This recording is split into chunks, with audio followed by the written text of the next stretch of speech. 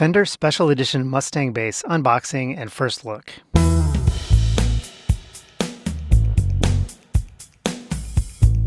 I didn't expect to be making this video. I didn't want to be making this video, but here I am.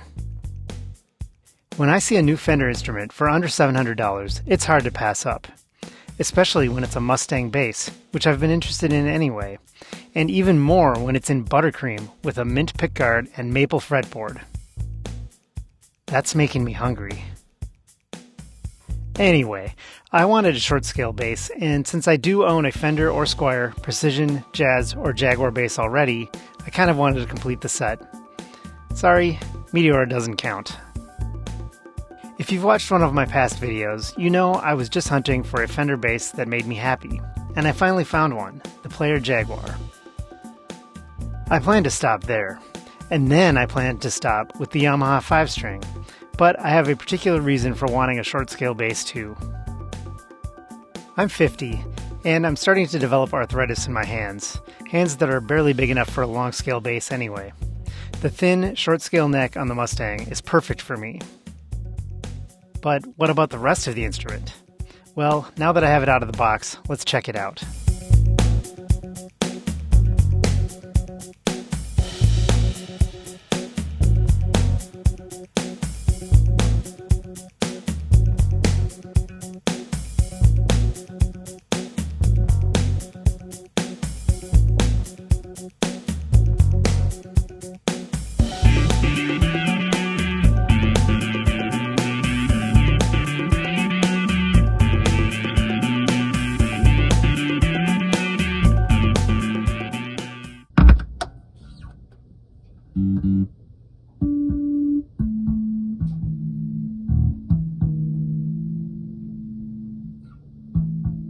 This is a very informal first impression video.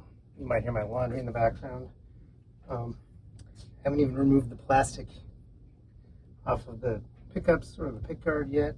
Whoever strung this did a really sloppy job, but I'm going to be changing the strings anyway, so that doesn't matter.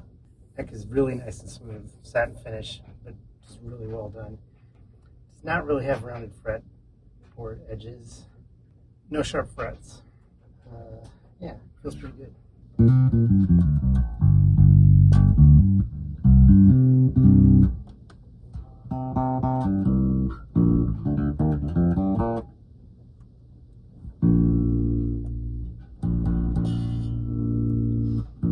Tone really seems to be almost as much of a volume control as a tone control.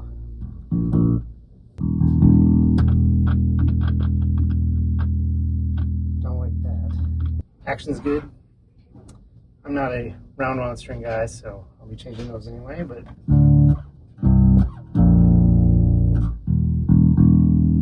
overall, pretty good.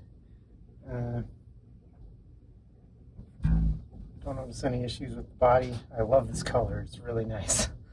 So yeah, off to a good start.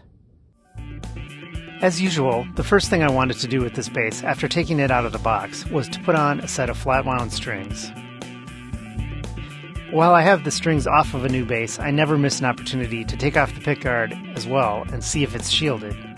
This one is, kind of. The cavities are not entirely coated with shielding paint, but parts are. I'm planning to wait and see how it sounds in a noisy environment. Besides, the single coil pickup is going to buzz anyway. I'm installing Ernie Ball Group 2 flats. I've never tried these before, but my initial impression of them is great. After installing the strings, I did a basic setup.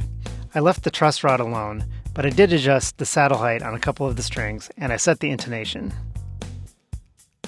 That was when I noticed that the bridge is a bit weird. The saddle screws are really high, so as you tighten them to pull the saddles farther back, the screws angle farther and farther down, to the point where the ends of them are actually touching the bridge. Any further adjustment, and either the screws will bend or the saddles will be lifted away from the bridge. Fortunately, I got the intonation dialed in just before that became a problem. Anyway, there we are.